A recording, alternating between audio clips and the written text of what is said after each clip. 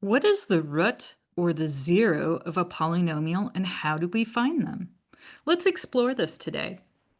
Hi, and welcome to Algebra Examples. My name is Dr. Finch. I have a PhD in mathematics and over 20 years of math education experience. Today we're going to look at an example where we find the roots, otherwise known as the zeros, of the polynomial shown below. Before we go into that, let's remind ourselves what the roots are of a polynomial. These are places where our polynomial crosses the x-axis when we draw a picture of it. Unfortunately, some polynomials get really big and really ugly and difficult to draw. So we want to know how to figure out where it crosses the x-axis without going through all that work. Here is a method that we're going to use to find roots of a polynomial. We're going to take our polynomial that we're working with, and we're going to start off by setting it equal to 0. The second thing we're going to do is if the polynomial is not factored, in other words, chopped up into small bits, we are going to actually factor it right now. So for example, let's do one quick example. If you have x squared minus x, one of the things you would do is you would pull out copies of x. So if we pull out one copy of x, we are left with x minus 1. And you can notice that if we redistribute this x throughout, we get x squared minus x. So we know we have the same thing, we've just factored it. So now these are the little chunks that multiply together to get us our polynomial. And that's exactly what we're going to be doing when we factor our polynomial, is we're breaking it up into smaller chunks. All of our chunks should have x to the first power. There should be no x squareds at all. Okay, the next thing that we do is we pull out copies of x plus or minus some number. So these are called binomials. And let's do an example of that. So an example of this would look like if we had the polynomial x squared plus x minus 6. Oof. Not every single term here has an x in it, so we can't pull out copies of x.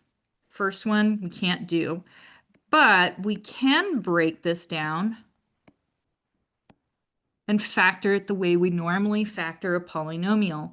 Now, a lot of times, remember, what we're doing is we're looking for two numbers that multiply to 6.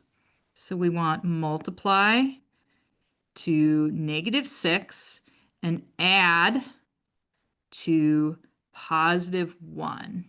And I usually stick with my multiplication first. If we're talking about multiplying to negative 6, let's see, we could have 1 and 6 or 2 and 3. Those are the two things that factor when 6 factors into, right? If we take 1 and 6, there's no way we could add 1 and 6, even with negatives on some of them, to get plus 1. So that means that's not going to work, and we have to use 2 and 3. Now, to determine where we have our plus sign and our minus sign, notice we want a plus 1, so we need our bigger number to have a plus in front of it and our smaller number to have a negative sign in front of it. So now we've taken a polynomial here, in this case a quadratic function, and we factored it out. In other words, we pulled out these linear terms with x's involved. A little bit of work, but doable. Okay, the last step in our method to find roots or zeros is to set each factor equal to 0 and solve for x. All right, let's apply this to our equation up here. We have f of x is equal to 3 times x minus 2 times x minus 5 times x minus 7. So our step 1 says that we set this equal to 0.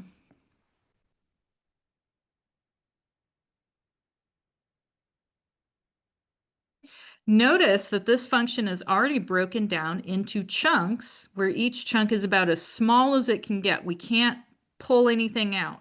So this is already factored.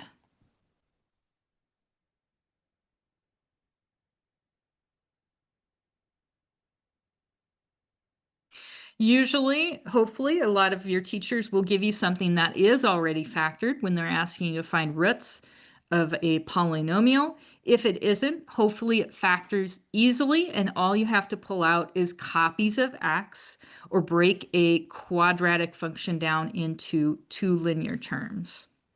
Okay, the third thing we're going to do is we are going to set each factor to 0.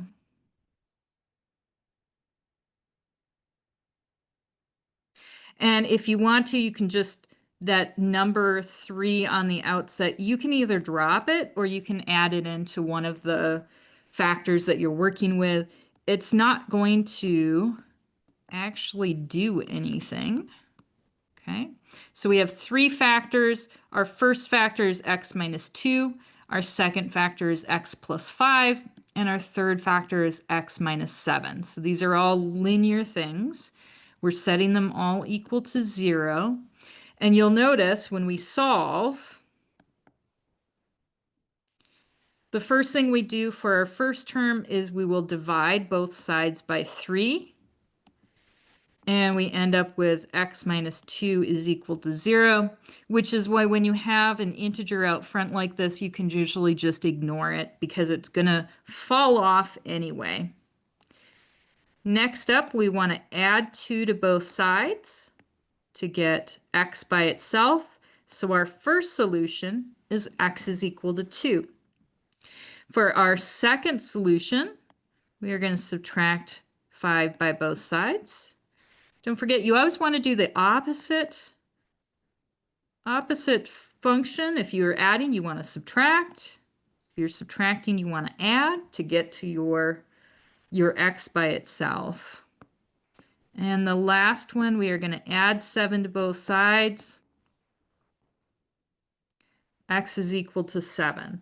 So our roots are x is equal to, and I'm going to put them in order from smallest to biggest, but you don't have to, -5, 2, and 7. So there's our solution. Hope you learned something, and I'll see you next time.